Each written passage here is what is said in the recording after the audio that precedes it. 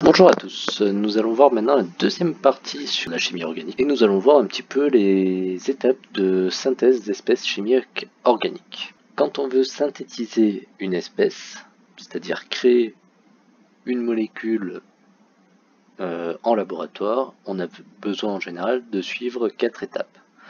La première étape, c'est la transformation de réactifs en produits, c'est-à-dire qu'on va mélanger des réactifs quelconques pour obtenir le produit que l'on veut.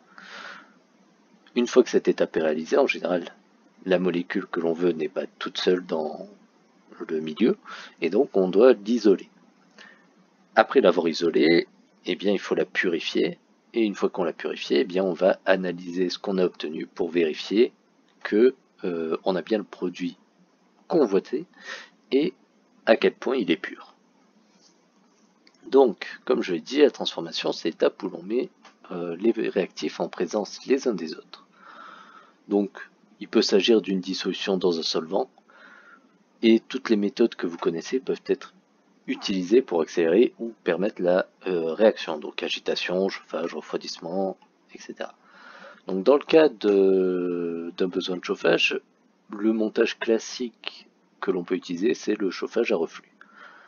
Donc ce montage est composé d'un ballon avec un chauffe-ballon et surmonté d'un système de réfrigération qui permet d'éviter la perte de réactifs au cours du chauffage par évaporation. Donc en fait ce qui va se passer, c'est que quand les vapeurs montent dans la colonne, ces vapeurs sont refroidies par le système réfrigérant et lorsque les vapeurs sont refroidies, elles redeviennent liquides et retombent dans le ballon. Donc très peu de pertes, voire aucune perte. Ce montage est à proscrire dans le cas de réactifs ou de produits qui peuvent être dégradés par la chaleur. Donc des fois, il peut au contraire y avoir besoin de faire des réactions à froid. La deuxième étape, c'est l'isolement. C'est une étape qui consiste à retirer l'essentiel de ce qui est non désiré de manière assez grossière, et il y a différentes techniques. Donc, si on est dans le cas d'un solide non soluble dans la solution, c'est-à-dire que vous avez vu l'apparition d'un précipité, la filtration simple ou les seurages sous pression réduite sur entonnoir Büchner peuvent faire l'affaire.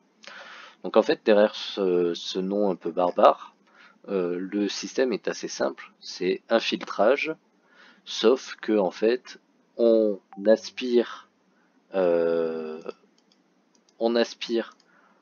dans le récipient en dessous pour accélérer la filtration. Donc ces schémas ici et le schéma du chauffage à reflux sont à savoir refaire. C'est des choses pareil qu'il faut pratiquer une fois pour bien les connaître, mais c'est assez simple à utiliser. Donc dans le cas d'un produit dissous, évidemment cette technique ne marche pas. Vous ne pouvez pas filtrer du sel dans de l'eau avec cette technique.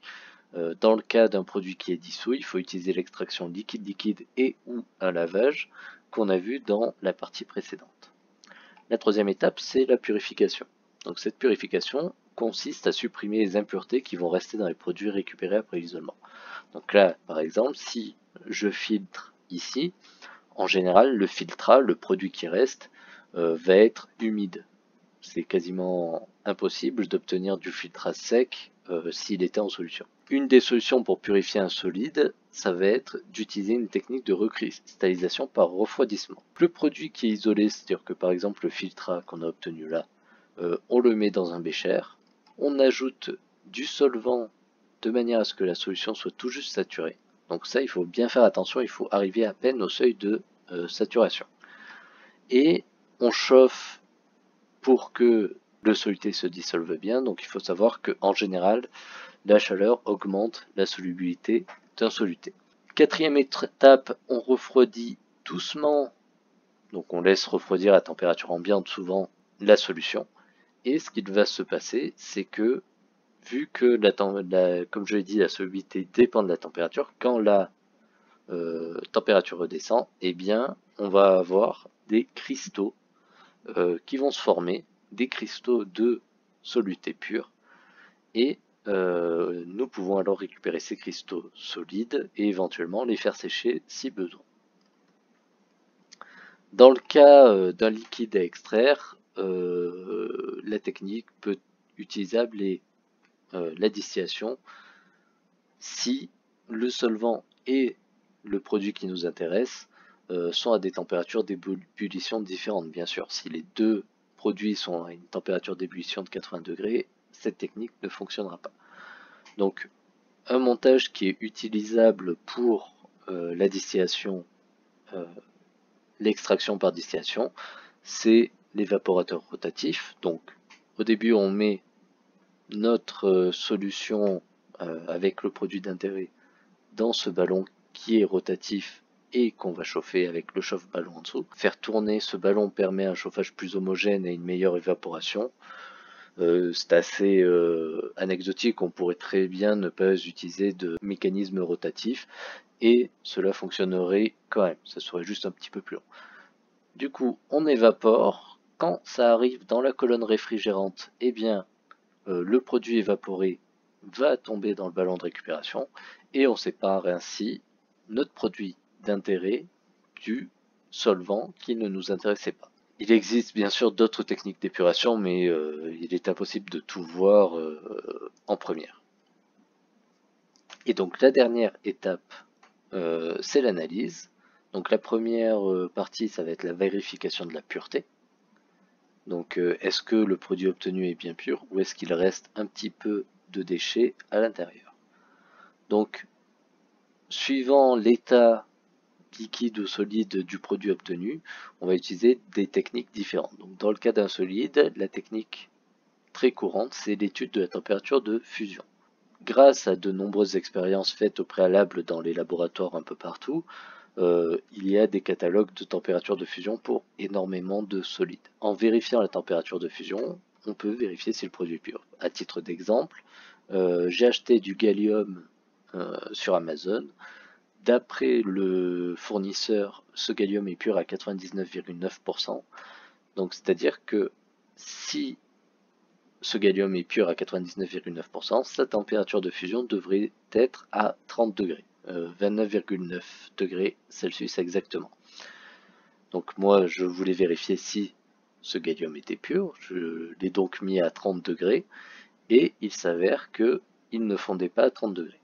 J'ai donc augmenté la température et j'ai remarqué qu'il fondait plutôt autour de 40 degrés.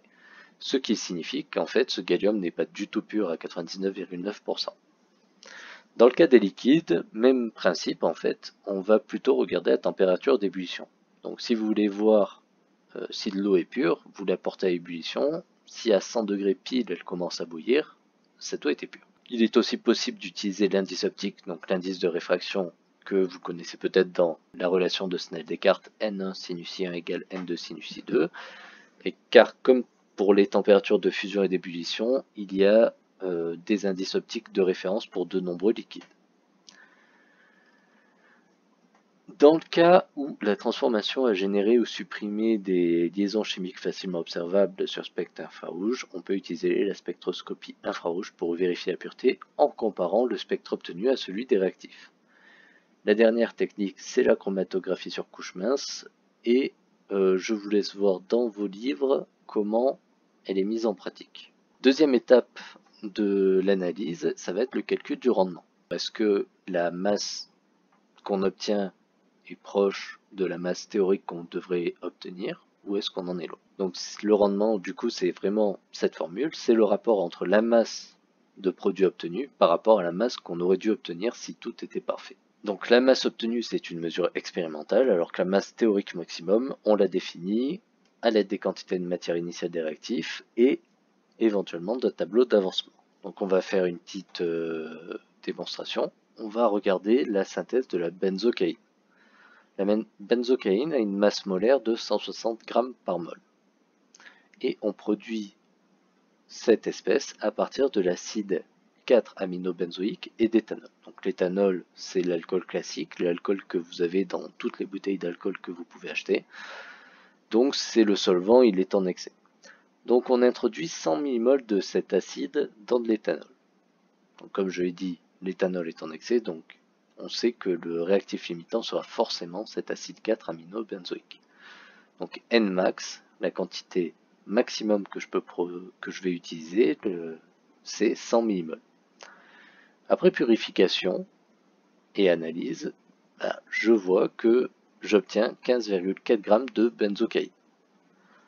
Je calcule la quantité de matière que cela représente et cela fait 93,3 mmol. Si la transformation avait été complète, j'aurais obtenu 100 mmol de benzocaïne parce que les nombres stoichiométriques étaient tous égaux à 1. Donc la masse théorique maximum que j'aurais obtenue, c'était 16,5 g. Je fais mon calcul de rendement, 15,4 sur 16,5, ce qui fait un rendement de 93,3%. On peut observer que j'aurais très bien pu utiliser quantité de matière directement, j'aurais obtenu le même résultat. Ce qu'il faut savoir, c'est que le rendement est toujours inférieur à 100%. Aucune réaction n'est complète et à chaque étape de transformation, d'analyse, d'isolement, de purification, on a des pertes. Donc si vous trouvez un rendement supérieur à 100%, c'est probablement que vous êtes trompé dans vos calculs. Alors on va remonter pour voir un petit peu ce que vous devez savoir et savoir faire au niveau du programme. Si on vous présente un protocole expérimental de synthèse, vous devez être capable d'identifier différentes étapes. Donc transformation des réactifs, isolement, purification, analyse. Vous devez être capable de justifier le choix de méthodes d'isolement, de purification, d'analyse à partir des propriétés physico-chimiques des réactifs et produits. Donc, est-ce que c'est judicieux d'étudier la température de fusion? Est-ce que c'est judicieux d'étudier la température d'ébullition? Ce genre de choses. Enfin, vous devez, à partir d'un protocole et de données expérimentales, déterminer le rendement d'une synthèse et vous devez être capable de schématiser des dispositifs expérimentaux et de les légender. Au niveau des capacités expérimentales, chose que je ne vais pas vous demander cette année, 2019-2020, c'est de mettre en œuvre un montage à reflux et de savoir faire les étapes d'isolement, purification et analyse. Cela est étudié en travaux pratiques. Voilà pour cette partie et je vous laisse découvrir la troisième partie sur les combustions et l'énergie stockée dans les molécules organiques.